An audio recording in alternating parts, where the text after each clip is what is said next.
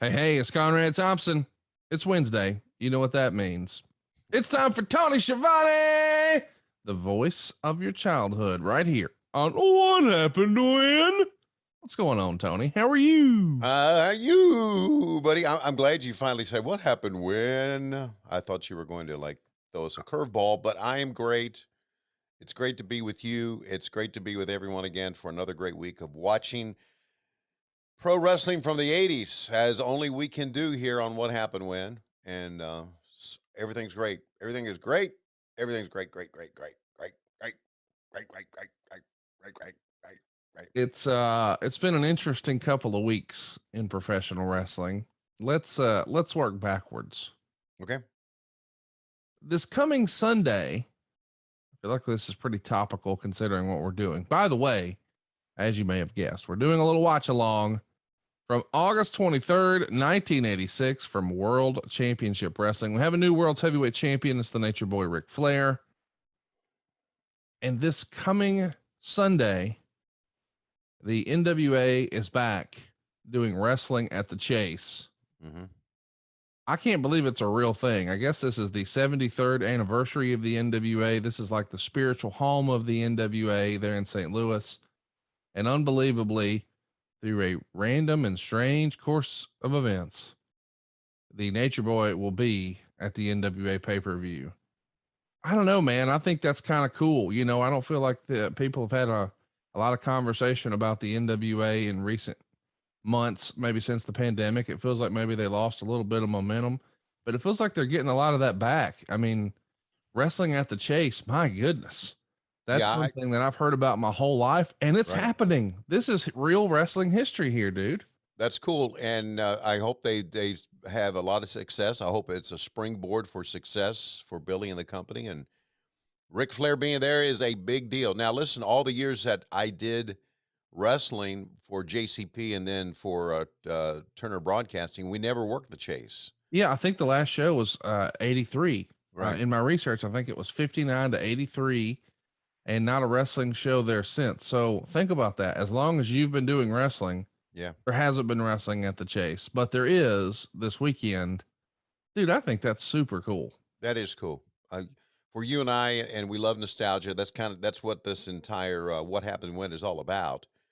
For us to love nostalgia, and there's a lot out there that love nostalgia like we do. It's got to be a very exciting moment for everyone. Well, I hope everybody listening to this checks it out. It's on Fight, is where you can check it out on pay per view.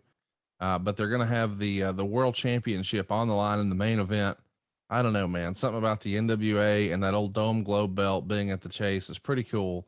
It'll be the champ for, gosh, at this point, more than 1,000 days. Nick Aldis defending against Trevor Murdoch, and of course, St. Louis is one of the home away from home sites for the King Harley race. And I believe that Mr. Murdoch is dedicating that match to Harley. And I think the stakes are pretty high. Like if maybe if Trevor doesn't win, he's going to retire or something like that. So I'm looking forward to it. I'm going to watch it.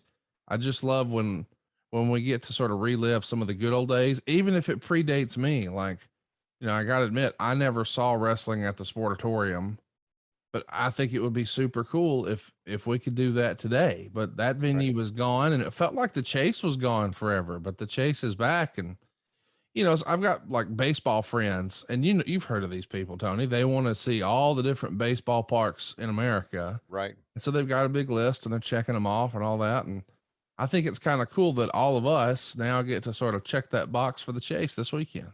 Yeah, I think that's very cool. There's many quote unquote legendary places where wrestling was held. The Yep. Chase being obviously right at the top of the list.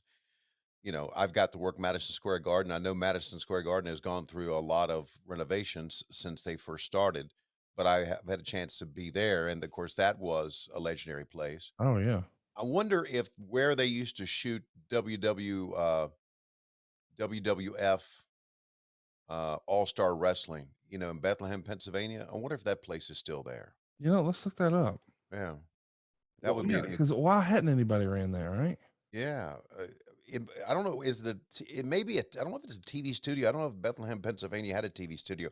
I know Bethlehem, Allentown, Bethlehem is a big area of Pennsylvania, very populated area. So, and I know there are television stations in there, so it may have been a TV station that they ran. I'm not so sure, but that was a legendary place. Obviously, the Sportatorium in Tampa. I've taken pictures of that. That is still there, but that's been converted into and cut up into something else. Um, The Allentown Ag Hall, that used to be a big one too. okay, Allentown Ag Hall, and obviously the studios TBS where we do all this, center stage, which I hope never to go to again in the rest of my life. Yeah, why do you hate that place so It bad? was a rat hole infested piece of shit. Well, that's hurtful. Okay, yeah, um, and I did go there, if you'll recall, for an NXT tape. Well, I That's went right. there not only And you I got didn't. kicked out, right? Didn't they kick you out? And they No, say, they "Get didn't. out of here, you No, motherfucker." no, they did not. Oh, okay. Uh, and Isn't it true that while you were no, there, it's not. And so that that happened. So you're fired up today? no, no, I'm not fired up. Well, yeah, I'm fired up. Well, let's listen. We've shielded enough for the NWA. Go check it out on Fight. It's this Sunday. Pop's going to be there. So, Mm, yeah. and if I'm Billy Corgan, I want to put a live mic in his hand. And if that happens, everybody's phone is just going to go up to their screen so they can post it to social because he's probably got something to say that he couldn't say somewhere else, and Mhm. we'll see. But anyway, now that we've done enough shilling for other people, let's shill Oh, for you a little bit. okay. I sent you a text this past weekend, Yeah. just saying, "Hey man, I know what a big day yesterday. I'm happy for you. I'm proud Yeah. for you. Blah blah Yeah. blah." I knew it was going to be a big event. Hmm. I knew it was going to be something special. Hmm. It still far exceeded my expectations. CM Punk is back. Tony, you were there. Hmm. Take us through your day and the vibe. A friend of ours told me that when the special guest arrived, the backstage area just became electric in a Yes. way it never had been before. And that sounds silly when you think, well, it's just a guy. But the excitement of this guy and what it meant when he left wrestling and what it meant now that he's back, it was a happening, a Hmm. movement. Yeah. But you were there. Take us through Okay. it. Okay. So we have our meetings a day before, and our meetings usually are on the telephone now. We used to meet in person. We don't anymore. And even though the most of us, almost everybody has, you either have had your vaccine or you've tested negatively, we still just it's become a thing just to do it on the phone. So Tony read over the format, and the format had said special guest, Yeah. and Tony referred to him as a special guest. He did true to form. Tony did not say CM Punk's name at all.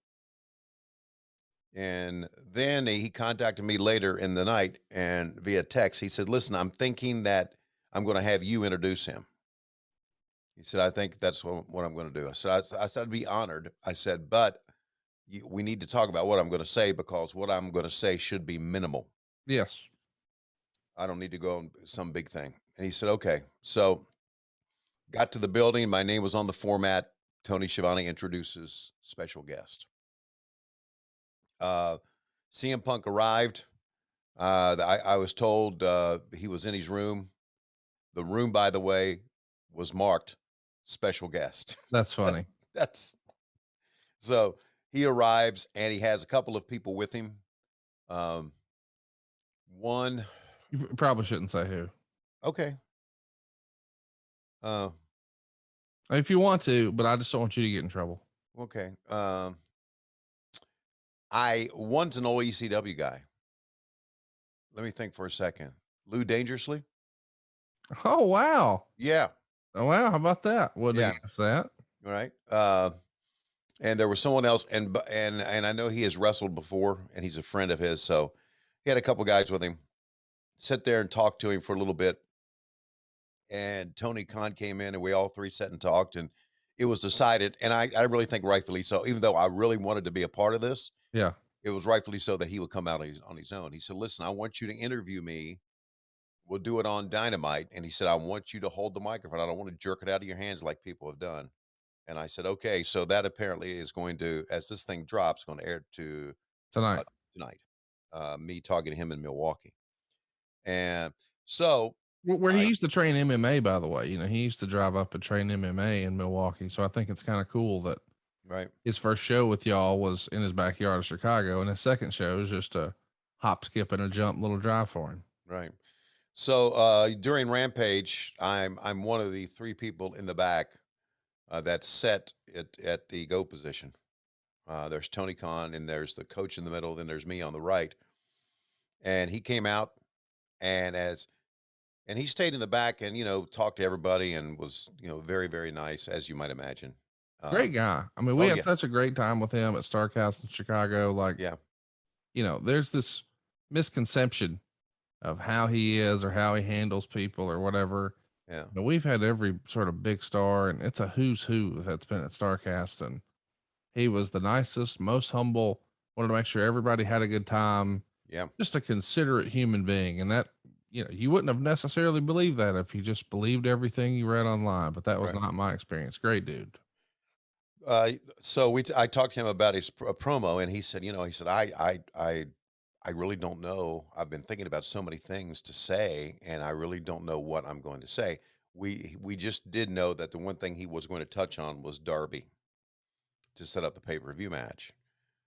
From then on, we had no idea what he was going to say or how he was going to say it. And to be honest with you, if he did, he didn't let us on. It really looked like to me he was really, really, really thinking about this hard, and it had weighed on him for some time. And you've been gone for 7 years. You're such a star. You're such a great talker and a great worker, and you're back in Chicago. You sell out. You sell out the building just on a rumor. Yeah. Okay, Yeah. that's star power, buddy.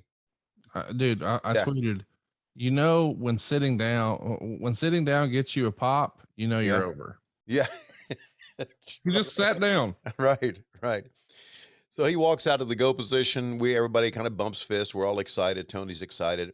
And then everybody starts to come out at the go position because we got a monitor out there. I'm telling you, Kenny was out there, the Young Bucks, everybody just they didn't want to sit in the back and watch it. They wanted to come out right behind the curtain and feel it, right? It's unbelievable. Yeah. And I'm gonna be honest with you.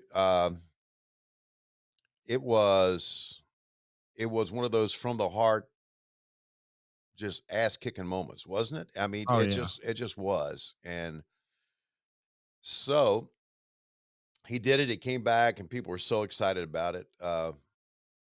Britt was like beside herself that he mentioned her name. Oh yeah. Yeah, I mean, so He's putting people over right away. yes, he is. Yes, he is.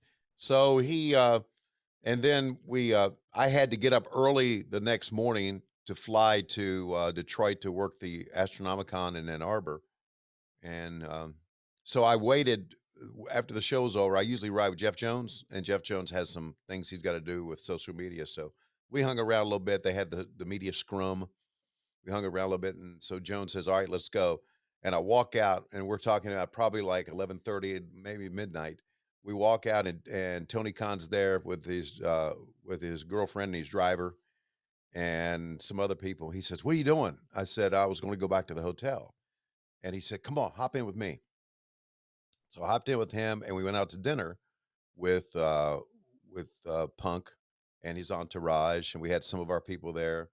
Um, Rebel was there, Britt was there, Orange Cassidy stopped by, and I sat beside Tony at the table, and CM Punk sat across from us, and we talked about his return, and it was just a very, very special moment. Now, the fact is, I had to get up at 3:30 for a 5 a.m. flight, But and so I got back to my room at 2:30 a.m.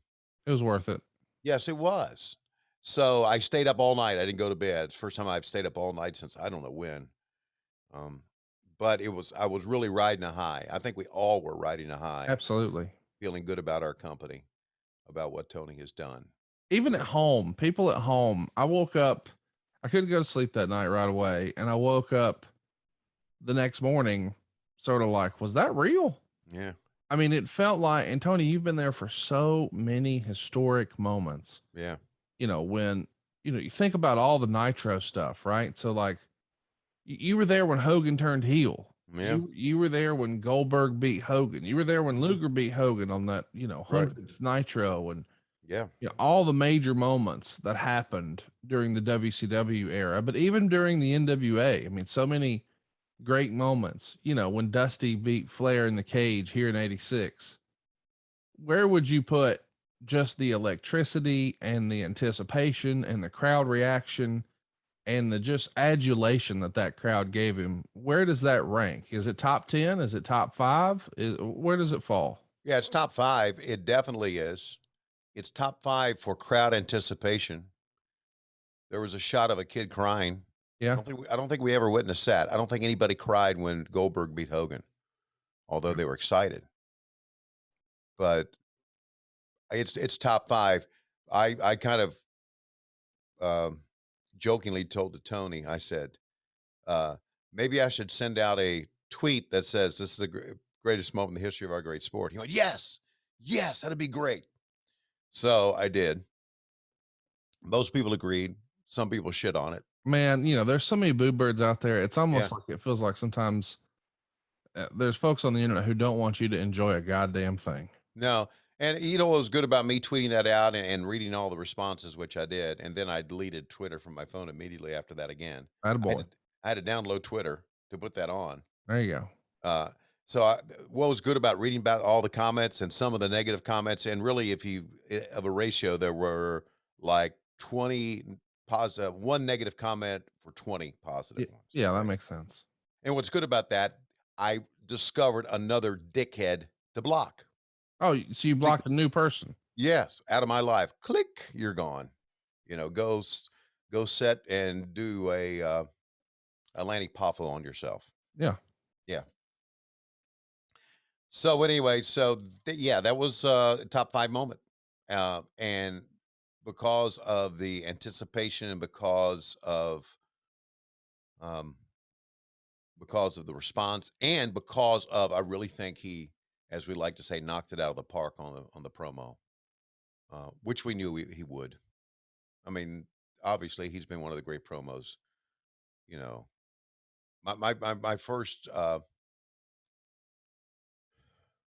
my first recollection of CM Punk, and this has to be while you and I were started doing this from 2017. I just happened to he was at the I met him at the radio station in Atlanta.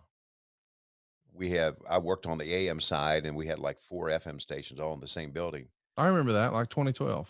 It was yeah, and so they said someone had told me said CM Punk is in. And I said, "Yeah." And they said, "Yeah." And I'd heard I didn't know it because I hadn't been watching wrestling, but for some reason I had known the name. So he came out of the studio and I said, "Hey, Tony Schiavone, uh, congratulations on your career." And then he said, "You don't remember me, but in the early part of my career, I was at this place and we were at this place together." So we talked for a bit, and then I met him went up talked to him at a Starcast event.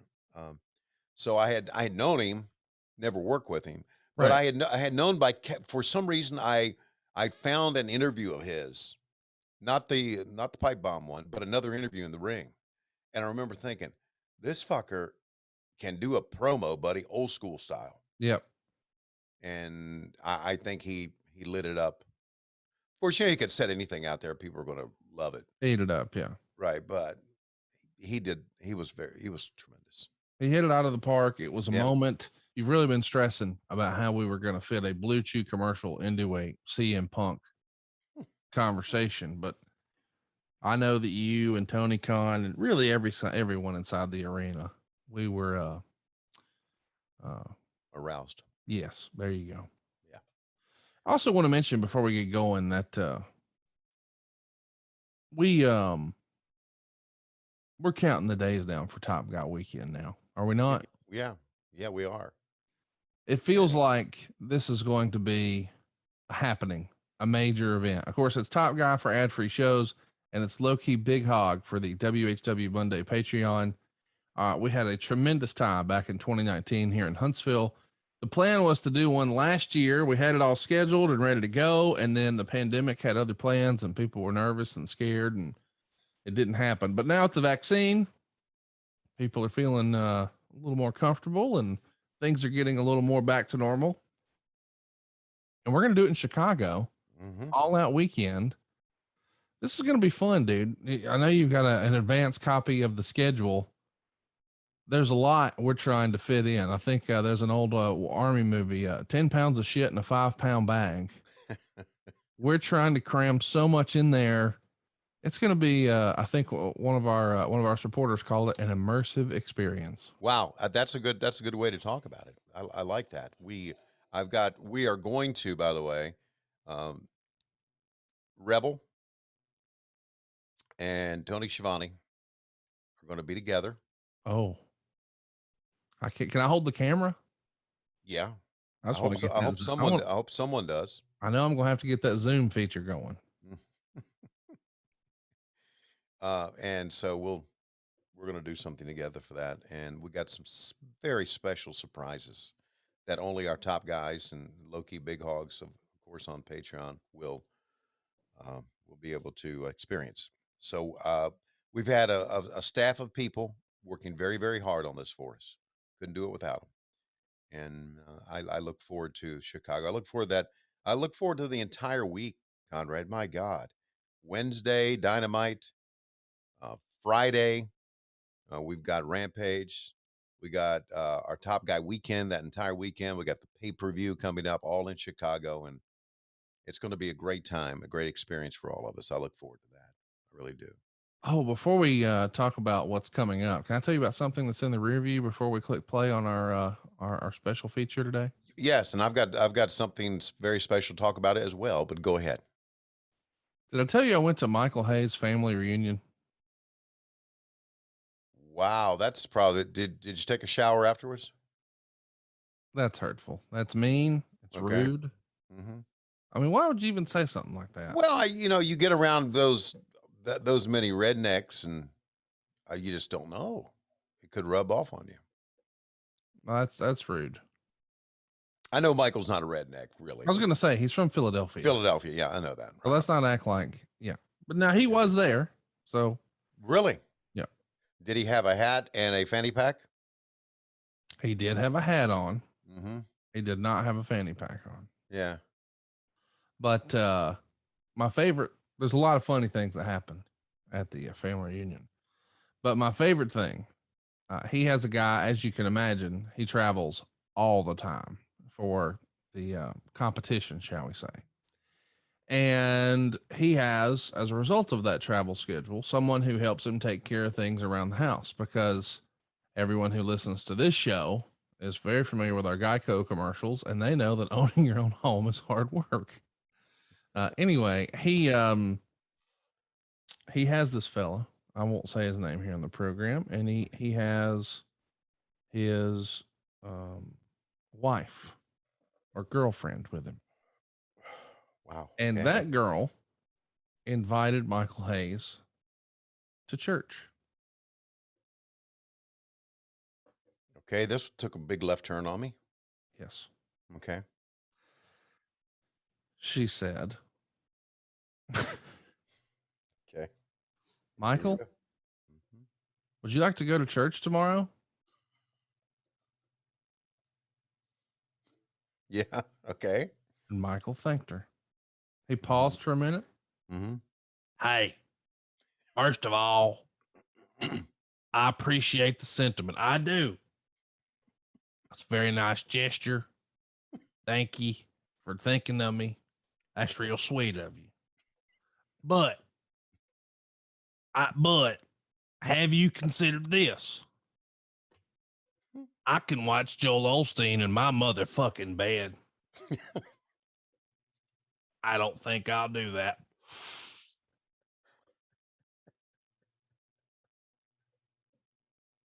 Tell me how it is. The funniest thing, I wrote it down right down in my notes. I can watch Joel Osteen in my motherfucking bed. Like, I want that on my Like that might, if I went to Starbucks and I placed my order and they said name, I would say, I can watch Joel Osteen in my motherfucking bed. It's one of the great lines, buddy, that we heard. It got all over me. So I was telling Silva that story with a friend of ours. You know, Fred Chernoff, the guy who does our funny animations for Patreon. Yeah, right. He came to town and hung out for a couple of days. And I was telling him that story. And Silva goes, tell him the Ricky Morton story. Have I ever told you this story? You may have. Ricky Morton in 04 at T.A in Nashville at the fairgrounds backstage. Have I told you about that? I don't think so, no. So it's one of the first times I got to be backstage at a wrestling show. A friend of mine, friend of ours, you know him, you've met him before. He was doing video on demand. Okay. Back before it was what it is now. Right. Now, these days, of course, everybody's got it. But back then in 04, it was like a revolutionary thing. Well, he had found a way to archive some of the old TNA footage, put it up as on-demand programming, and he was doing some sort of a rev share deal with TNA. So he had a meeting and he said, hey, man, you want to go check out TNA? And I said, yeah, absolutely. But he wanted to leave way early. I thought, you know, we'd leave at 4 or 5 or whatever. And he's like, no, we need to leave at like 11. And I'm like, what? And he's like, yeah, we got to go to the building and do some business before the show starts. And I'm like, oh, I didn't realize you were doing stuff with them, blah, blah, blah. So we had a whole conversation, get up there early, but I got to see really how the sausage was made for the first time. Okay. So at one point we're out back, just killing time out just outside the building, which is where a lot of the guys would go to smoke. And it was kind of cool to see Sabu just smoking a cig and talking. Cause back then he didn't cut promos or talk. So it was like, wow, okay, this is kind of interesting. Right. Sort of your Johnny Valentine thing. Sure. And here comes Ricky Morton. And he, of course, says hello to everybody, typical wrestler thing. And then he sees they're doing like a Team Canada versus Team Japan thing that night. There's some Japanese wrestlers lined up across the cement block wall, seated on folding chairs underneath a little bit of shade. And they're just enjoying the fresh air at the Nashville Fairgrounds. Anyway, Ricky Morton has a question for one of these Japanese competitors. And as you might imagine, Ricky Morton is fluent in Japanese. So Ricky Morton knew. Are you okay? Yeah. Go ahead. Ricky Morton knew in order to speak Japanese, it's simple. All you do is speak slower and louder. Right. And they got it. Sure. Right. Not slower and louder Japanese. No. Slower and louder English. Right. Everybody knows that. Right. They're not having trouble with what you're saying. It's that you're saying it too low or too fast. Right.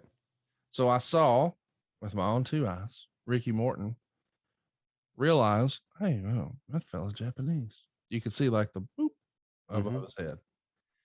And he leans over and he says, hey, how's Hayabusa doing?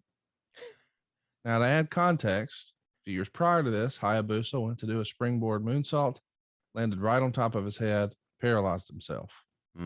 But if you were a fan of FMW and he had a crossover show here or there with ECW, especially Heatwave 98 that people still talk about, but it was a tragedy.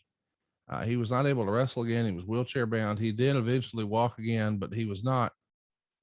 His in-ring stuff was done. So he yells, hey, how's Hayabusa doing? And the Japanese guy goes, like me? And yeah, you. He leans forward and sort of shrugs his shoulders like, what? And he looks back at us, realizing clearly like a Georgia or Tennessee boy. And everybody knows I'm an Alabama hillbilly. Yeah. I got this. Watch this. How is Hayabusa? Hayabusa. How is he? How? I'm thinking, how? Is he Indian? What is he doing? Anyway, he eventually got this move, which was when I was like, we should go inside. This is too much. Mm. He kept going, and the guy's Mhm. like, I don't know what. I mean, it's almost, I'm a hillbilly, so all I know is no habla inglés, but that's Spanish. Pretend he said the Japanese version. I don't know. So anyway, eventually Ricky Morton goes, how is Hayabusa? Now he's got his hands low though, as if it was a wheelchair.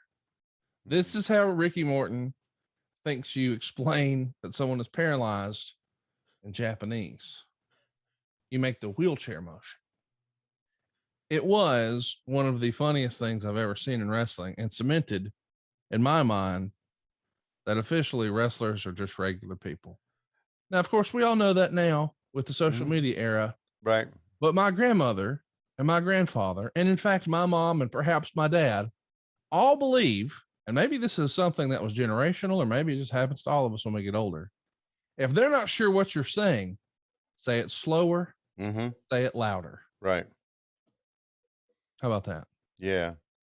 I was I was in France with the WWE and Lord Alfred Hayes, and there was something wrong with my room, so I rang the front desk, and the lady answered in French, and I tried to tell her what was wrong, and I was speaking loudly, and she went, "Sir, I understand English. You don't have to shout." So yeah, us rednecks do crazy shit like that. It's tremendous. Yeah. By the way, I forgot to put over how nice Michael Hayes' home is. You've been there before. Yeah, it's It's very a nice. fantastic house. Yes, it is. And if you'd like a fantastic house, go to savewithconrad.com. Of course, Tony, with that in mind, I think we've done enough filibustering today. I think we probably ought to go ahead and talk about the issue at hand. It's World Championship Wrestling, Season 2, Episode 33, on the cock. Get your cock out. I've got one more thing to bring up before we go to the cock. Oh yeah, I love it. And I really think, in my mind, this is kind of huge, and it's going to be huge for our Patreon and ad-free show fans. Okay. Okay. I was this weekend at Astronomicon in Ann Arbor, promoting the comic book Butts and Seats, and I was there signing autographs, meeting fans. Tremendous time. It's run by some great people. Hats off to George and Mike and Mark, who work with us, and to Twisted, the hip hop group that runs the place. So the name of my book is Butts and Seats. That's right. Yep. Who else was there signing autographs but Mick Foley? Come on. Yeah, baby. So there's a video that's going to appear on Patreon, on ad-free shows this week, of Tony Schiavone sitting down with Mick Foley talking about the Butts and Seats incident. How about that? Exclusive. I love it. Yeah. First time ever we've sit down and talked about it. Had a couple of great conversations, and he's a wonderful guy. Wonderful guy. Sit right there and talk to all the fans, and just was a great guy. So there you go. That's coming up, and I think it's going to be pretty cool. We got to get him to do some more stuff with us on Patreon. I think he'd have fun. I do too. I do too. There's one discrepancy though. Oh, uh-oh. This discrepancy is that and I didn't bring this up, or I didn't argue with him obviously about it. When that all went down, he claims that he called me and I returned the call. That's not the way I remember it. I called him, he wasn't in, and then I called back. But I mean, we both do know that we talked the very next day. He has always maintained that he called you. Right. Well, that you called him and left a voicemail. Okay. And that he called you back. Okay. Yeah. Well, I called. I think I talked to his wife. I don't know, but I know. And you said, I feel terrible about this, but all that. Right. And then he called you back. Right. So anyway, that's going to be pretty cool, and that's going to be posted this week. So if you're a member of our channels, you'll get to see it as we sit down at at Astronomicon and signed autographs. But you had Great fun at Astronomicon, right? Yeah, I did. It's and this is kind of unique. It's it's pop culture. All these comic cons are pop culture. I get that, but mostly at Astronomicon, it's horror fans and wrestling fans. That's kind Figure of that cool. one. Yeah, figure that one out. So Well, Twisted is like a horrorcore, right? Like their yeah, their rap is like horror. So right. I'm gonna They're skin your asshole alive and all that shit. right. They're probably uh I don't I shouldn't say they're like the Insane Clown Posse. I No, mean they're on Psychopathic Records. That's Insane Clown Posse's record label. okay, they paint their faces white. I got a couple of these big Astronomicon twisted like jerseys with my name on the back. Oh, that's fun. Yeah. Good man, great guys. Wow. Came around and they came around with their entourage and said hello to everybody who was signing autographs personally. Took pictures with them and wanted to know how things were going. Just great guys. So it was good. Well, let's talk about some other great guys. Season 2, episode 3, August 23rd, 1986, from World Championship Wrestling. But Tony, before we get going, last week you did a little ranting and raving. Oh, really? About how nobody's sending me any fucking countdowns, and Yes. Well, took care of that, buddy, because the countdowns are flooding in. Now, for you low-key big hogs and you glass-bottom boat riders on patreon.com/WHW Monday, you had your shot, and many of them, like Adam DeMoy, were lazy pieces of shit that couldn't do anything without their wife's help and decided, well, I'll get it to you when I can get it to you. We opened it up to everybody, and the response has been overwhelming. So we do have a countdown. We are going to have special countdowns, really, for quite a while now, Conrad. How about that? You got one for me now? I got one for you now. You ready? I'm ready. It is special countdown time here on What Happened When. You want a countdown? I'll give you a countdown. Here's Hornets Beer Guy with your countdown, you dick tuckers. Na na na na na na na na na na na na na na. What happened when? Here we go. 3, 2, 1, play.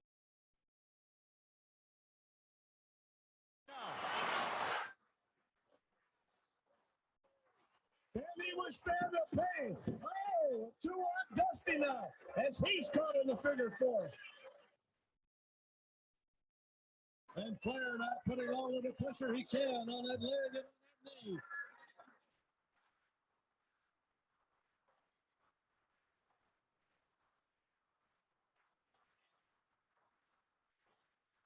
Danny stand-up. He's trying to turn.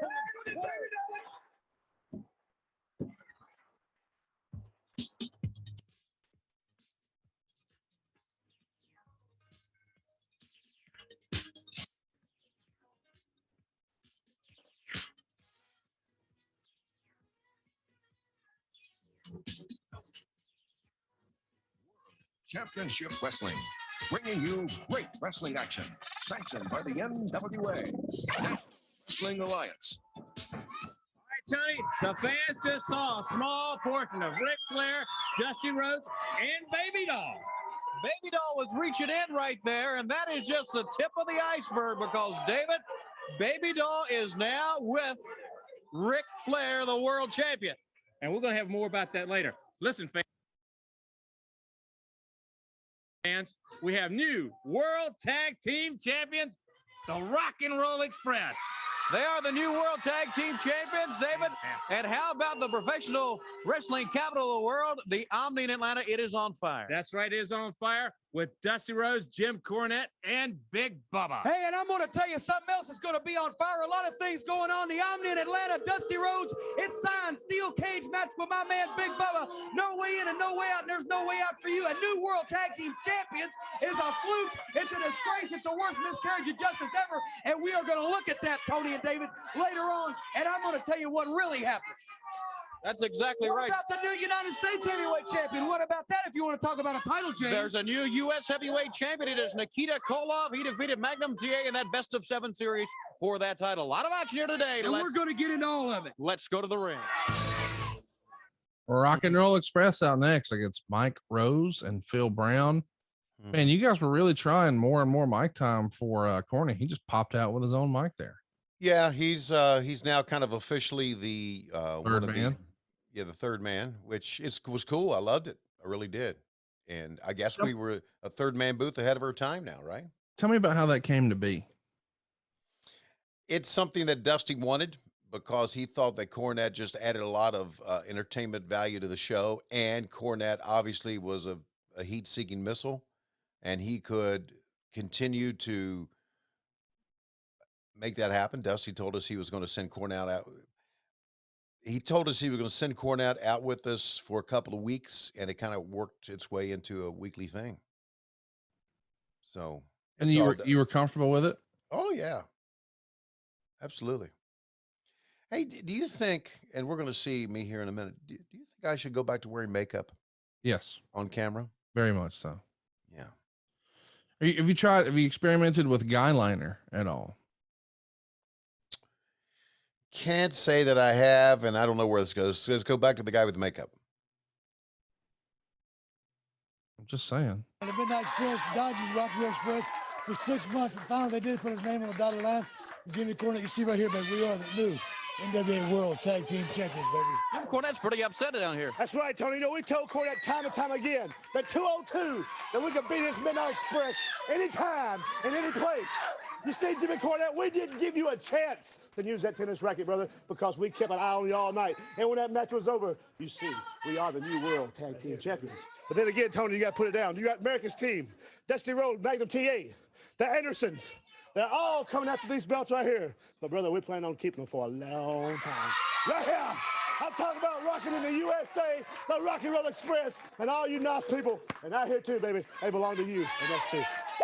That's it, the Rock and Roll Express. We're coming right back. I think we may need a t-shirt that's Robert Gibson inspired that just says, "That's it, Tony." I like that at the end. That's it, Tony. What do you think of those tag belts? Where do those rank in all-time belts? Let's talk about it in a minute. Okay.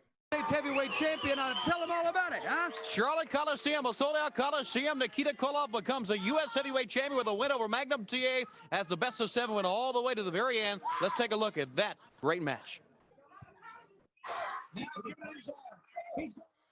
This was a hell of a competition, man. Yeah, this best of 7 series, probably the series of matches that both of these guys are best known for, right? Yeah, that of course in the I Quit match with Magnum and Tully at Starrcade 85. But yeah, I mean when you talk about wow, Pile driver on the floor, dude, on the concrete floor. Absolutely, man. You talk about Nikita going after Tommy Young. Things that were done right.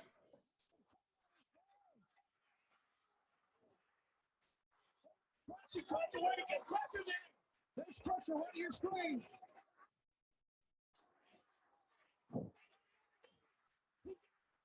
Yes.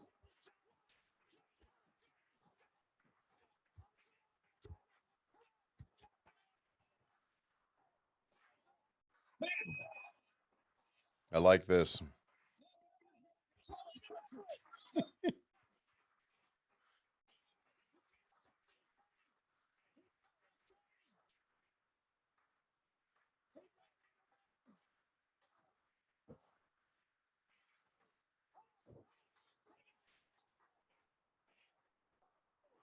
Wow.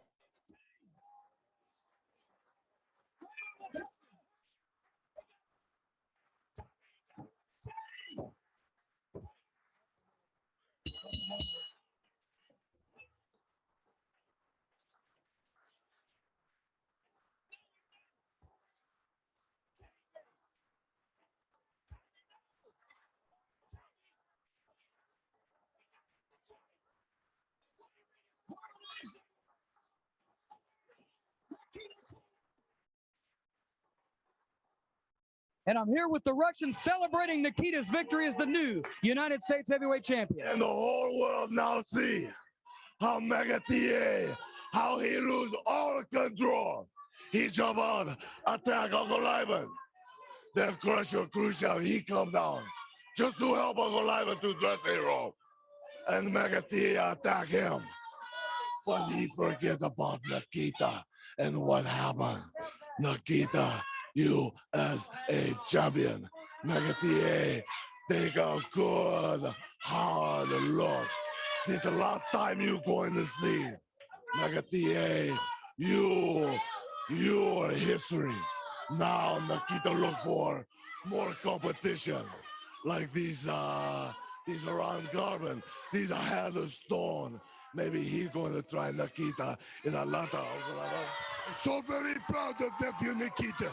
I told you that nobody tells nephew Nikita what to do. Nobody dictates to nephew. No, nephew Nikita. For him, there is no law. There is no rules. Even the officials, the referees, are intimidated by him. But now that he is United States heavyweight champion. Magnum T.A, I got to wear this towel around my neck to keep it from bending because you pile-drive me on the concrete. I will never forget the pain that I felt at that moment. And I am going to get revenge against you. Maybe it'll be in the form of my nephew or Crusher, but you will pay. Yes, there's going to be a lot of competition coming against nephew Nikita. People like Wahoo McDaniel. This Ron Garvin has already signed contract in the Omni Sunday afternoon. That's right, tomorrow. You people come and see the Hands of Stone go down because nephew Nikita is #1, the greatest athlete in America. United States heavyweight champion, my nephew Nikita. And Dusty Rhodes, if you think for a minute, question, you tell that. I suppose you're going to use that leg of yours for an excuse. But we came out here and told you and all the people that Nikita Koloff is going to be the U.S. champion. And he is. So you get together with the Road Warriors and you give us a title shot. And we'll be the world six-man champions. Let's go to the ring. In the ring. You know, I got to admit, as we see now, we got Arn, Tully, and Ole. Yeah. In a 6-man tag team match here. This poor guy here against Ole. I feel bad for him. Yeah. Ole's what a moment that was. I've never seen that moment. That moment where Nikita won the best of 7. I'd seen a lot of the other matches, but that finish and that reaction, that was the first for me. I'd never seen it. I love hearing David scream, "No, Tommy, no." That was classic David Crockett. And I think they did a good job. I know this was probably by accident, but I thought it was cool to see the chain slide off the apron onto the floor when he took it off his arm. Just there's that cheating motherfucker. Oh, but Tommy Young, he's down, and the chain just slowly slides from the apron to the floor. Yeah, that was good, man. The whole best of 7 concept was cool. It really was. Dusty had some, obviously Dusty made some great booking decisions and some booking decisions that were not that good, but that was one of the best of 7. I liked it. And I liked the fact that, well, maybe they thought in the best of 7, Magnum was down, 3-1, I think. And now everybody is thinking in their mind, well, he'll come back and win it. And they swerved him at the end. Really. So I like that. And I like when we swerve things. So look at Ole, man. Ole loved to Ole knew where the cameras were. He would put his adversary right there on those front ropes in front of the cameras. He knew what he was doing, man. Yeah. This was a guy who knew studio wrestling. Okay. Tony, I know that you don't make it a rule to go listen to our other podcasts. And I'm not saying that to bust balls. I'm just saying you got a lot of shit going on, blah, blah, blah. I cannot recommend enough, and I think you would be all about it. Go listen to the Arn Anderson show that we've been doing recently. Mm-hmm. We've been covering 1985, and we're playing old classic clips from Crockett. So you get to hear some of those old classic Ole and Arn angles and interviews, like when they attacked Magnum in the backstage area, when they left Sam Houston laying in the parking lot, when he punted Buzz Sawyer. There's been so many like great moments, and just hearing those old clips and hearing Arn add context to them and tell the stories, I think would be a perfect companion piece, for what we're doing right now. But a guy like you would just eat it up. Okay. Arn and I recently were on Chris Jericho's podcast talking about Bobby Eaton, whose funeral was this week, by the way. And as this airs, it was yesterday. Yeah, that's right. It was yesterday in Tennessee. So we discussed Bobby Eaton. It was a great talk and a great behind the scenes look at Arn and what he's doing, and I can't encourage fans to go out there and watch his listen and watch his podcast enough. All right, here we go. The situation started 10 months ago. The talk of the town. Dusty Rhodes and Baby Doll. That's right. They were such a great couple. She helped him in every way. She was his moral support. She did everything for him. Going to the ring with Dusty Rhodes. If you'll recall, Dusty Rhodes became the world heavyweight champion. We went to Kansas City and saw that great match where Dusty defended the title against Ric Flair. And then the St. Louis, where Nature Boy Ric Flair became the heavyweight champion of the world once again. The rematch was scheduled for the Charlotte Coliseum, a capacity crowd, sold-out crowd, and everybody watched in shock. Watch along with us. What happens?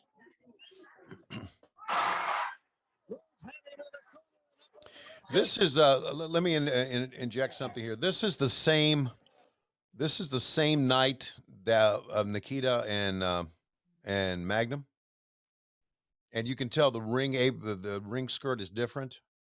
And you hear, I think, Bob Caudle and Johnny Weaver. This is the night where we taped Worldwide and NWA Pro the same night. And this was on Pro, and the Magnum match was on Worldwide, I believe. So this was, again, which is now the Bojangles Coliseum. That's not a good angle. There's the Bojangles Coliseum, by the way, and hello to the Bojangles champion. It's called the Bojangles Coliseum, but this is the same place now, back then known as the Charlotte Coliseum. So,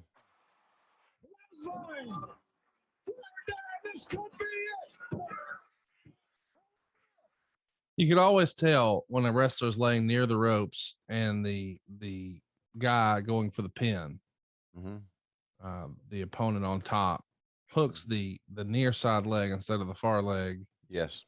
Oh, it's clearly setting up the old foot on the rope deal. Right.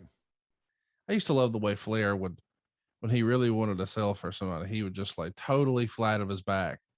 Like almost like he's in like a crucifix position, just eyes closed, straight, flat. It's just hilarious to me. Yeah. Here's how I play dead. Flair was also good at ring positioning of himself. Yeah. So when he would take a bump and he would be near the rope, he would make sure that bump, he just positioned himself right. I mean, listen, Flair did nothing bad. Everything he did was good. Everything he did was great. And that's why he is considered the greatest worker of all time. And I would think one of the greatest father-in-laws of all time. Wouldn't know, but it's a barrel of laughs, I'll tell you that. I was thinking, I'm sure the holidays are a lot of fun with Pop. Isn't that amazing? That's hilarious. When you look at him now and you go back to 86 and you think about him, and then, oh, it's not Ric Flair. It's not the Nature Boy. It's not Beak. It's Pop. We all get old, Conrad. Yes, we do. Which, by the way, speaking of getting old, I talked about being an Astronomicon. There's Baby Doll again with helping Ric Flair. Butch Patrick, Eddie Munster was there. And talk about getting fucking old. That's not somebody I was familiar with his real name. I love that you just knew this guy's shoot name. Yeah. Okay. Eddie Munster was there. Eddie's aged quite a bit. Well, of course, he was just a kid actor back then. Painted his face up. Did you ever watch the Munsters? A couple times. Yep. Good stuff. It's not really my thing. No, there was a movie. They did a feature film based on the Munsters, because the Munsters was a hot TV show. It was called Munsters Go Home. That was cool. I was really into the Munsters and the Addams Family and Batman, all those TV shows in the 60s. Partridge Family in the 70s. Watch out, Baby Doll. What's she doing here?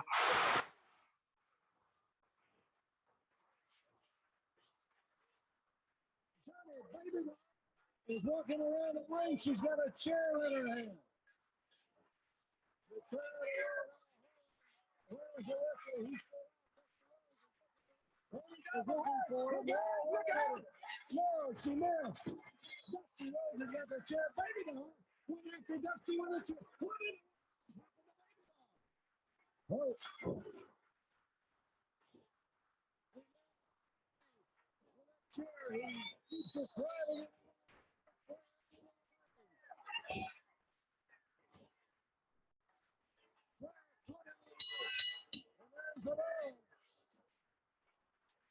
The referee says ring the bell as he gets back into the ring.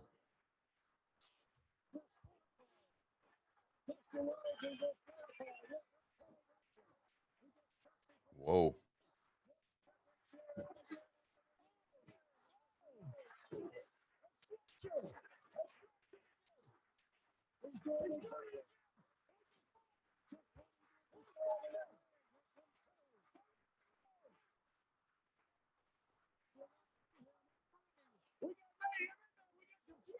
Look where baby is! Look where baby is! Blanchard. She's leaving with him. Unbelievable. Look where Baby Doll is. Like you said, with Tully Blanchard and Ric Flair. Why? The only way to find out, Tony, is to talk to them. And let's go to the first interview with Nature Boy Ric Flair, the world champion, and Baby Doll. There's the world champion, Nature Boy Ric Flair, Baby Doll. Baby Doll, we just saw it. I'm stunned. I still don't believe it. Rick, I'm at a loss for words about that. The world might not believe it, but we all knew that it was coming. It was inevitable. It was a fact of life that sooner or later, the Blonde Bomber and the Blonde Bombshell would walk it all together. You see, when you talk about living a lifestyle of the rich and famous, and we all know that the doll likes nice cars and pretty clothes, that she styles the profiles, that who better could she be walking with than the Four Horsemen? The world champion, the national TV champion, the world TV champion. I'm talking about Blanchard, Flair, and the Andersons. Doll, tell them how it is. Oh, that's right. You know, there's nothing like the style of the rich and famous, because if you're a champion, you've got money. If you're not a champion, you're absolutely nothing. And I'm not a nothing. I'm a champion just like with the rest of you. Let me tell you about Connell. It's no secret that the doll has always wanted to do what? Tell him, doll. Oh, you bet. Ride Space Mountain. All right. Now, we're going to ride Space Mountain right out of Schiavone Coliseum. And Dusty Rhodes and Magnum T.A., the doll's not going to have to lay their night thinking about something to say to you guys that was never true. You see, Magnum, she never liked that skinny little neck of yours or those skinny little arms. She always liked a real man. And now it's the Four Horsemen, and one mare.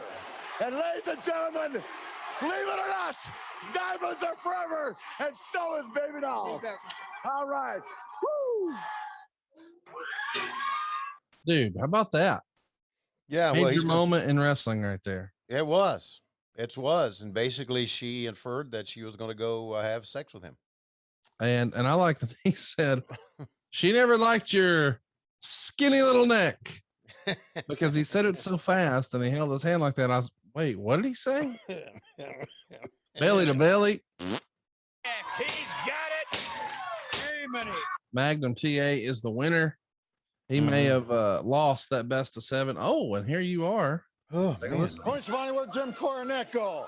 He never has trouble thinking of anything to say because he draws upon his vast store of ignorance. Jimmy Cornette, we haven't forgot about you. You've lost the titles, but the Legion of Doom was breathing down your back. Now, Tony Schiavone, we travel the world over. We're looking forward to coming home. I call it coming home to Minneapolis, Minnesota, my hometown. The Legion of Doom is going to walk the aisle, like Rick says, but they ain't going to be applauding Ric Flair. They're going to be cheering the Legion of Doom like they've always done in the past. We're also coming to Green Bay, Wisconsin, and LA, the Forum, this week. Tony, life goes on, the Legion of Doom goes on. We talk about things that have happened to us in the past, and what happens in the future we don't know about. But we do know one thing. What has happened is something that we can affect right now. So Four Horsemen, You're the team we're coming after. Russians, we haven't forgotten about you. And Jimmy Cornette, we're on your tail too. And let's go back to the ring. Here we go. Ass kicking time. Hey, so we don't talk about Paul Ellering enough as not only a manager, he was a shoot manager for the Road Warriors. I think we've mentioned that before. In other words, he took care of their travel, he took care of their bookings. He may have even taken care of their money. I don't know, but I often heard that Paul was really the manager of the Road Warriors. But Paul was also at one time a pretty big star at Georgia Championship Wrestling. Yeah, on his own. As a matter of fact, the last Battle of Atlanta, he was a big part of, which is famous and at one time was on the network. Look at that, Jesus Christ! And his daughter Rachel, pro wrestler, really a classy young lady. I mean, really. And just to add another period to all this, I sure do miss Joe and Mike. Sure do. you can play as them, by the way, on that new Retro Mania wrestling game. Have you played that yet? No, I have not played it. You remember those old WrestleFest games from the 90s, those early 90s WWF arcade games? Yeah, right. It looks and feels just like that, dude. Yeah. And getting to kick ass as the Road Warriors, that's pretty cool. Yeah, that is cool.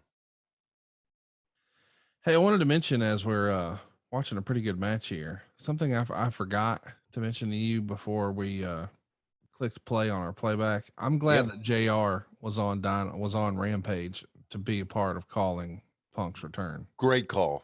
Great call. I was so happy to see that. All right, here's something I'm happy to see. Very, very most unusual situation going on. The things that happened to Dusty Rhodes in the past 2 weeks, 3 weeks has been ultimate in my lifetime of misery. Baby doll is a common Jezebel from off the street. For 10 months, I picked her up, carried her around, took her all over the world, took her from Tully Blanchard. Now running around saying, I want to ride Space Mountain. Let me tell you something, doll. It reminds me of a little thing when you called me up and say, hey, Dutch, is that your horse outside? I said, no, man. And you're too fat to ride. That's what it's all about.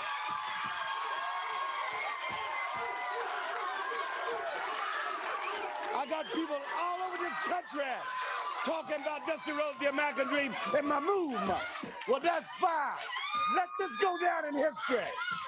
Tell him back to that Anderson, old Anderson, Ric Flair, J.J. Dilla, Hawkman, your time's coming. And Big Bubba, let me tell you what, Big Bubba, they gonna find your clothes strung all over the arena, and you gonna be in most of them, Jack. Hands don't go away. We'll be right back. That was a great line. You're gonna find your clothes strung all over the arena, and you're gonna be in most of them. I like how they censored him too. That's tremendous. Yeah. Here they are, the team that's crippled more men than arthritis and polio. Loverboy Dennis and beautiful Bobby, the Midnight Express. Man, look at this. How do you not love a hot start with the Midnight Express? How about those jackets? First time I think we've seen those, right? Yeah, it is. Yeah. We've even commented how in the past they didn't necessarily look like a team. Right. They do right now. All right. How about the fact that, here we go, Bobby. Let's see if he brings him over to the set. Of course. Brings him over to Bubba and Cornette. You know what's sad about that interview? What? Jim Cornette could not say today crippled more people and polio and arthritis because isn't that just fucked up? I mean, really, I try to be as best I can politically correct, but I'm older and sometimes you got to stop and think about what you say. But isn't that fucked up? You can't say it because you may offend someone who has polio, who had polio, which no one has anymore, I don't think, and arthritis. Jesus. That's fucked up, Conrad. Yeah. That's fucked up. God, I'm so glad I'm old. Another 5 years, you guys, I'll be gone. You guys can have this place. You won't be dead in 5 years. Yes, I will be.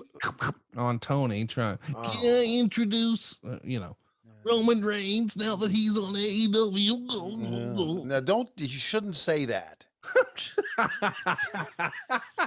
And now, fucking rumors hit the internet. No. Hey, Conrad Thompson said that Roman Reigns are gonna fuck.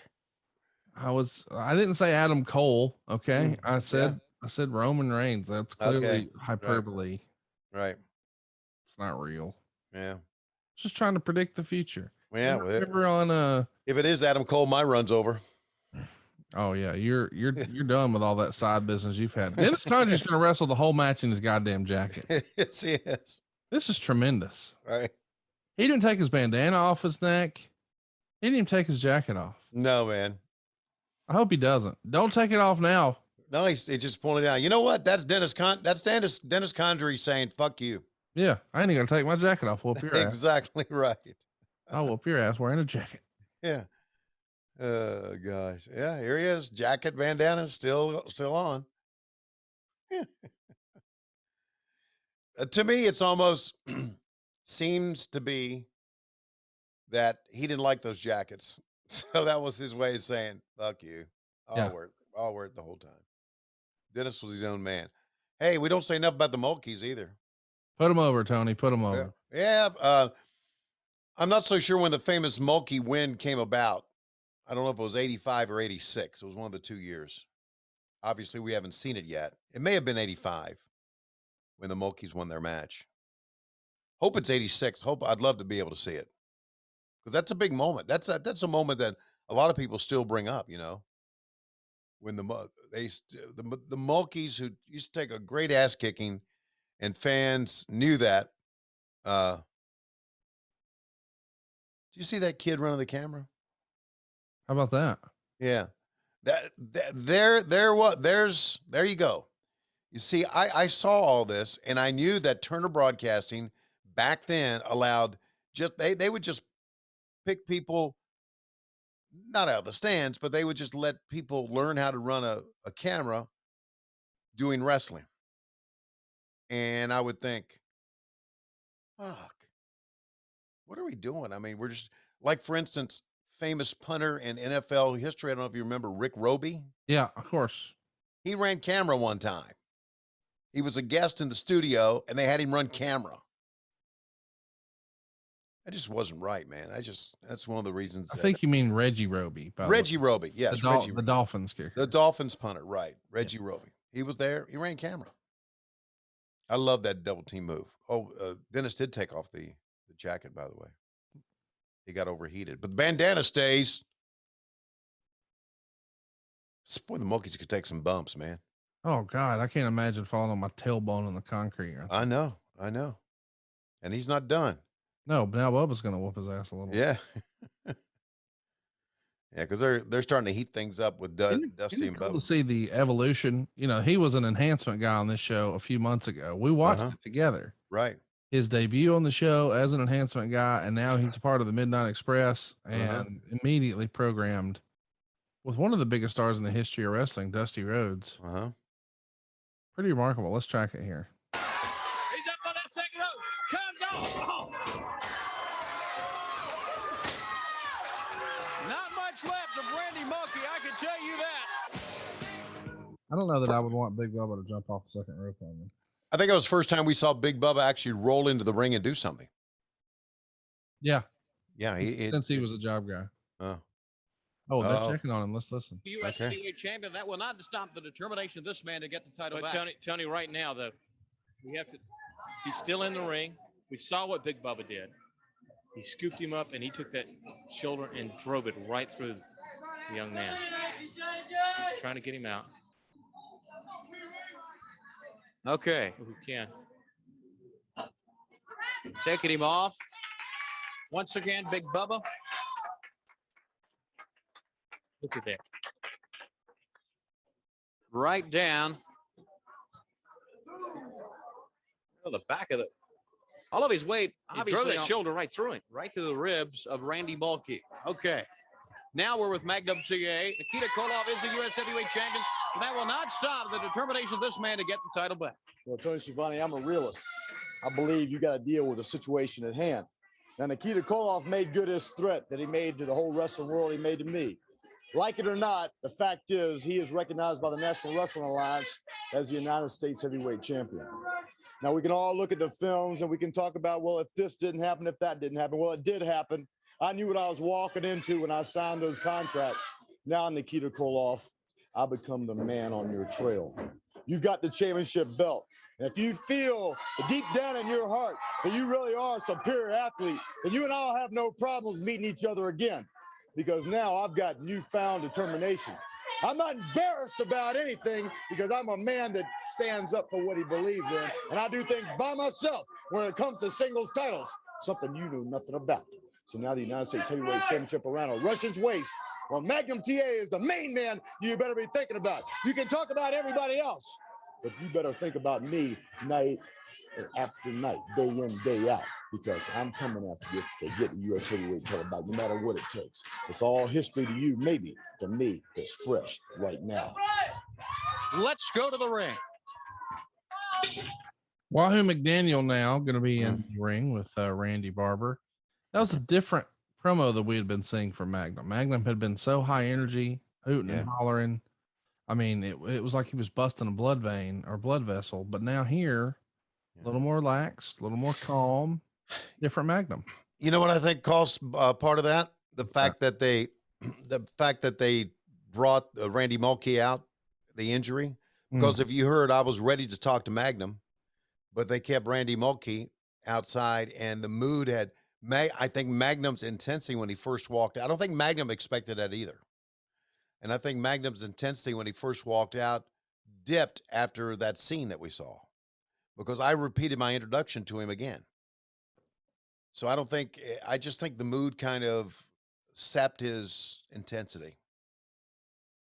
I don't know. I don't know if he was kind of pissed off. I don't know. Here we go. But let's talk about the new World Tag Team Champions. That's another the Rock and Roll subject Express. very close to my heart. We got a VTR of exactly what happened, and I want everybody all over the country to see it, just so they will see that I'm right all along. Right here, you see it.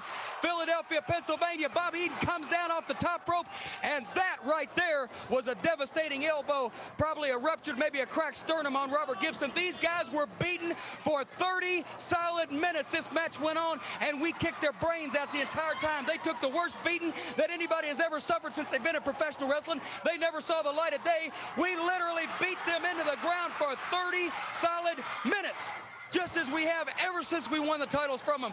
You asked the Rock and Roll Express how many times they got beat up at the hands of the Midnight Express, how many times we gave them title matches, and they couldn't get the belts back. Then you go to America's team. You asked Dusty Rhodes and Magnum T.A., did the Midnight Express get in there and give them a title shot? Yes, not once, but a couple of dozen times. You go and ask the Road Warriors, did they get a title shot? Yes, they did, not once, but several times. And nobody for 6.5 months could take the World Tag Team Championship away from the Midnight Express. By hook or by crook, we got in the ring with the best teams in professional wrestling, and none of them took the belts off the Midnight Express. And now you see the one offensive move that Ricky Morton had throughout the entire match. Just at 30 minutes in, we have beat their stinking brains out of those two goofy punks for the entire time. And now you see right there, Robert Gibson coming in illegally, trying to attack my man, Beautiful Bobby.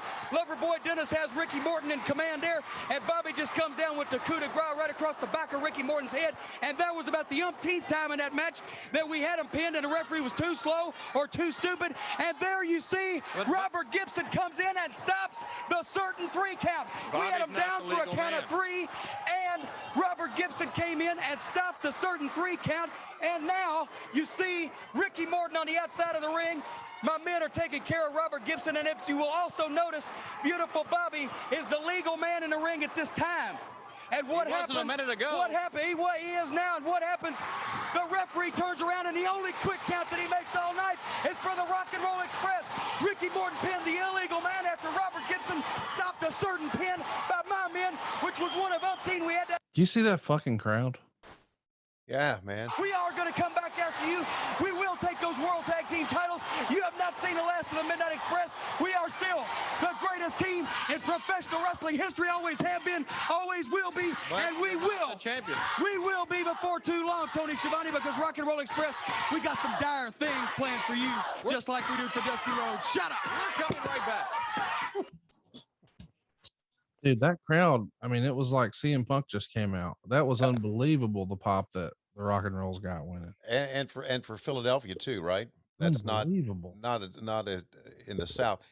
Let me ask you this. I don't know if we're going to experience it here. I guess we are as we go along here throughout the years and talk about the quote unquote good old days.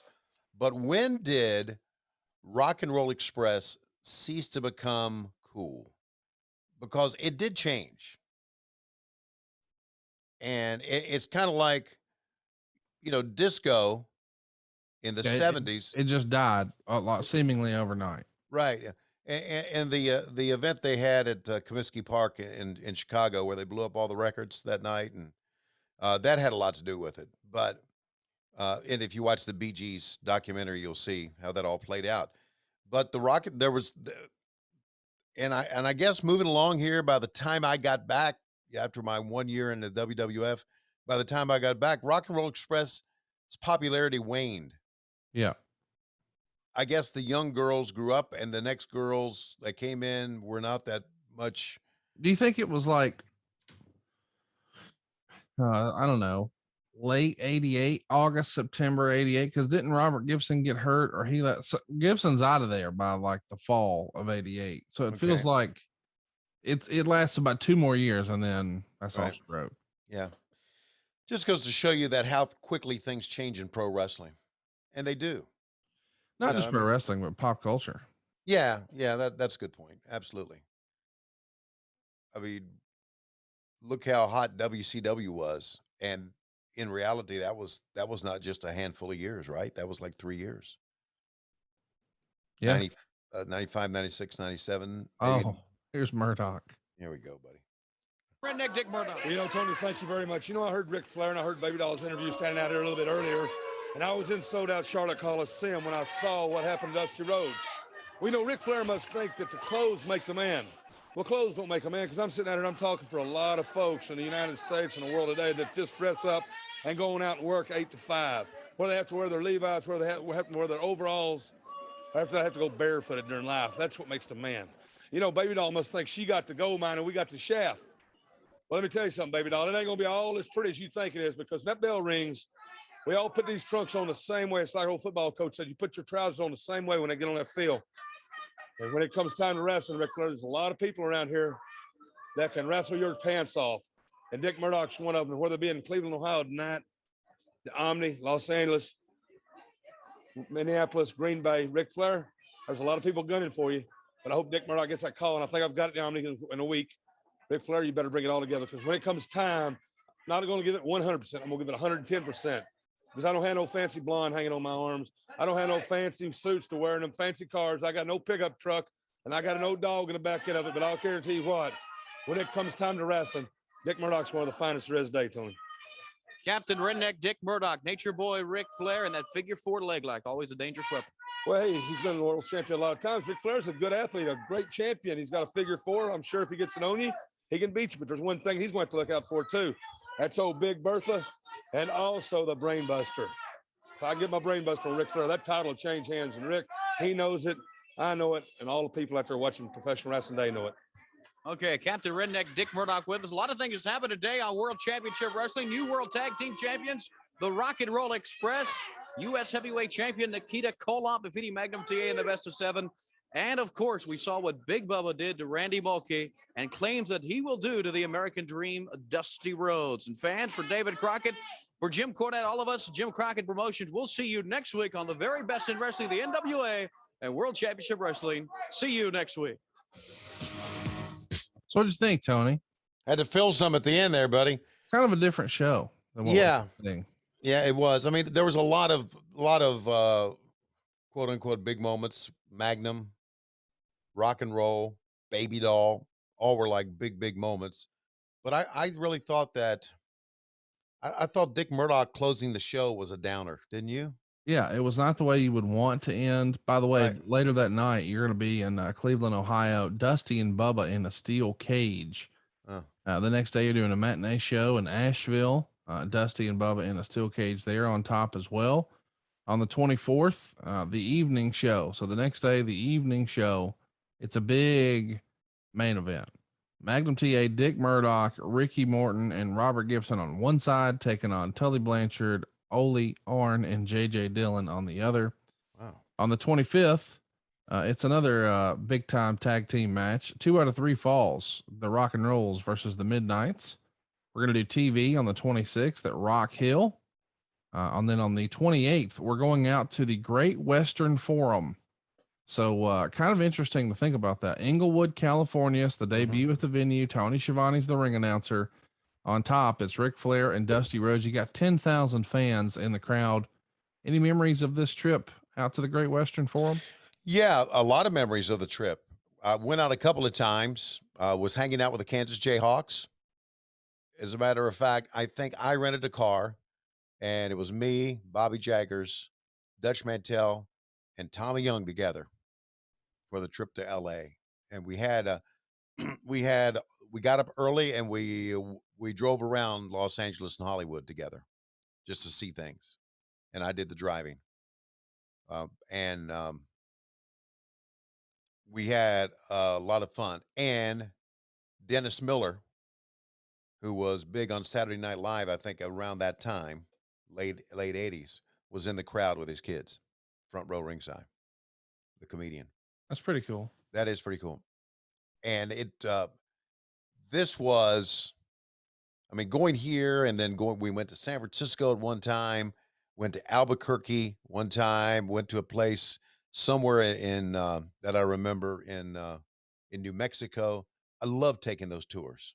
Loved them because the pressure of TV was not on me. And the way I did ring announcing was I just rolled in the ring or climbed in the ring.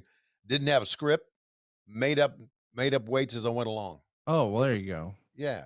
There's a lot of ring announcers who will just, look at their stuff and read it. And I get that. But I never did that.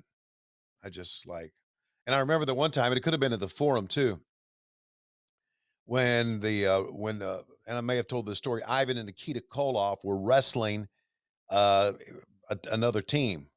And I said, in this corner, you announce, if it's a non-title match, you announce the heels first, then the baby faces get the pop. I said, in this corner, from the Soviet Union at a combined weight, I never will forget this. I've looked at them and I'm thinking, wonder what that combined weight should be as I'm talking. And I say, 850 pounds. Ivan and Nikita Koloff, and Ivan just came right up to me and got in my face and was, doing his Russian gimmick. How dare you say that's fat? How dare you say we're that heavy? And after I told Ivan, I said, I just had a brain fart. I just looked at you guys, went 800 pounds. And that probably happened at the Forum too. And it was at the Forum, which there's going to be by the way, in Butts and Seats, which is going to come out this fall. There's a whole story based on me at the Forum being the ring announcer and what happened with me and the Road Warriors about how they ran over me and almost punched my eye out. Great memories of ring announcing. Probably had as many great memories of ring announcing as I did going to the studios at TBS, because I would just fly in from Charlotte and fly back. But when I was ring announcing, I was on tour, I hung out with the guys. And, And woke up with jalapenos in your hair. Yes, yes. Speaking of your hair, can I just tell you that you had a good looking head of hair back then? Were you using Keeps? Not back then, but damn it, I use it now because, as you know, with age, right? Oh yeah. 2 out of 3 men will experience some form of hair loss by the time they're 35. So you're That's using right. it. I am too. We both want Right. to keep our hair. Right. And Keeps offers a simple, stress-free way to keep your hair. They've got convenient virtual doctor consultations and medications delivered straight to your door every 3 months, so you don't have to leave your home. Right. Also, low cost treatments start at just $10 a month, and Keeps offers generic versions. They've got discreet packaging and proven results. Don't take our word for it. Check it out. Keeps has more 5-star reviews than any of their competitors. Of course, prevention is key. Treatments can take 4 to 6 months to see results. So act fast. And if you're ready to take action and prevent hair loss, go to keeps.com/WHW to receive your first month of treatment for free. That's keeps.com/WHW to get your first month for free. That's keeps.com/WHW, keeps.com/WHW. Tony, this has been fun, man, going back and listening to you tell old stories. And it's also fun to sort of examine the way you guys moved around. As we said, on the 26th, you guys did a television taping in Rock Hill. 2 days later, you're at the Great Western Forum in Inglewood, California. That's the 28th. But the 29th, you're back in Macon, Georgia, but not the Nature Boy. He's working Continental in Knoxville against Bullet Bob. So you're working Dusty Rhodes in Los Angeles at the Great Western Forum. The next day, Knoxville, Tennessee against Bullet Bob. Well, that's it. That's the way it is when you are the world champion, and you're the most, with the exception of Dusty Rhodes, you're the most featured guy of the NWA on a national level. So you got to do things like that, and it just shows you how the travel schedule was. Compare the travel schedule. Now, I do know that the pandemic has changed things. I know that there was a chance, I think a very good chance, that we were going to see AEW run house shows. Of course, the pandemic took care of that, took care of all the house shows. But compare what the guys do this year in 2021 to what the guys did in 1986. It's not comparable. No, it's not. It's different. And we talk about today, guys will, I don't know, how do I say this? They would work on their match together in the ring and backstage. They never did that in 86. Yeah. Never did. And the reason they never did that, they didn't have to, because they wrestled every night. Yeah. They learned as he went along. The only way that guys can learn now, because they wrestle once a week. That's right. That's important to I'm glad you're mentioning that too, because a lot of guys say, oh, everybody's got to talk through it. They used to wrestle 7 times a week. Now it's once a week. That's right. And their once a week is not trying things on a house show, getting it down pat, and then it's TV ready. Right. No, you got to be one take Jake. This shit's live on TV. It's a totally different animal. And I think sometimes the guys get a bad rap when people pick on them for that. Well, the people that pick on them don't know what the fuck they're talking about. So there you go. But we know what we're talking about, by God. Hey, I've had a lot of fun talking about AEW and talking about the old school NWA here. Yeah. But we went the whole show and we didn't talk about WWE at all. Did you watch any SummerSlam? I did not, of course. You were doing your appearance. That's right. Doing my appearance, and then the flight was delayed coming from Detroit to Atlanta. But I know I can go back and see it on the Peacock. I did get a text from Bart Sarin when it opened. He said, right in the front row, a Lois Rules t-shirt. That's what I wanted to shout out. We had a Lois Rules shirt. Yeah. Front and center. We're going to be sure to hook him up with some free swag. Greatly appreciate it. If you guys get a shirt or a sign or something like that on TV, we're going to hook you up with some swag. Greatly appreciate all your support. And hey, let's show some of that SaveWithConrad.com action and some support, and I'll load that ass up. Well, but hey, it was a big, what? I'll load that ass up with swag. Oh, gotcha. Whew. Load that ass up. It was a fun show because Charlotte became women's champion again. Okay. Becky Lynch returned and she won the title again. And the rumor and innuendo is she's going to be a bad girl now. And speaking of bad folks, Brock Lesnar's back, and it looks like he's a babyface. Now, what's interesting about that is after Roman Reigns dispensed of John Cena clean and in the middle, here comes Brock, unexpected Jones, surprise Jones. And of course, we know that Roman Reigns is now finally over because of Paul Heyman. Oh, but wait a minute. If Brock's back, who's Paul with? Paul's playing monkey in the middle. And I don't know. It feels like a great time to be a wrestling fan. You had a tremendous night for AEW with CM Punk coming back. And of course, later tonight, we're going to hear from him on Dynamite. But There's a Flair as a champion. There's a Lynch as a champion. Goldberg got his ass beat. Lashley even beat up Goldberg's teenage son, which is great for me. You know, I hate Goldberg. And of course, you know, we've got Brock Lesnar back. Oh, and Randy Orton and Riddle are the tag champs. So there's a lot of fun stuff going on both shows. Good. And of course, this weekend, I can't believe this is a real sentence in 2021. NWA Wrestling at the Chase featuring Ric Flair on pay-per-view this Sunday. Order it on Fight right now. What the hell's going on with wrestling all of a sudden, Tony? This is your fault. You know, wrestling wasn't this fun before you got back in. You know, I've always said, and I know you did an interview with Jim Crockett, and he always said this, the late Jim Crockett, that wrestling is cyclical. Yeah. I really believe that. We're in a very hot time right now. And the key to having a good promotion is when times are not as hot, to keep things interesting, keep things going, because they're going to get hot again. Just good stuff. It's again, say what you want, and I don't know all you WWE fanboys out there that want to see AEW disintegrate. Why you would want to see a company do that, I don't know. What you don't realize and what you don't get is how good competition is for the product. You just don't get that because you're a fucking moron. Oh, okay. Okay, not you, Conrad. The people on Twitter who want the demise of AEW. I don't want the demise of WWE, and I'm employed by AEW. It's good for the product. You don't get that because you're a fucking idiot, but it's good for the fucking product. So there, I said it, and I'll say it again.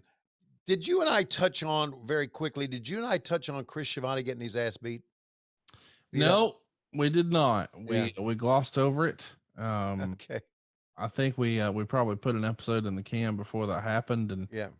I got to tell you, it was cheers all around at my house. Megan loves her some Matt Schiavone, but not a big fan of Chris. Glad to see him take the L. Yeah, I know. Well, I love him. Like, yeah, I know your wife hates Chris. Everybody hates Chris. well, yeah, Chris has been the biggest shit disturber in the family for a long time. Laurie even came up with the tweet. I mean, the text to me.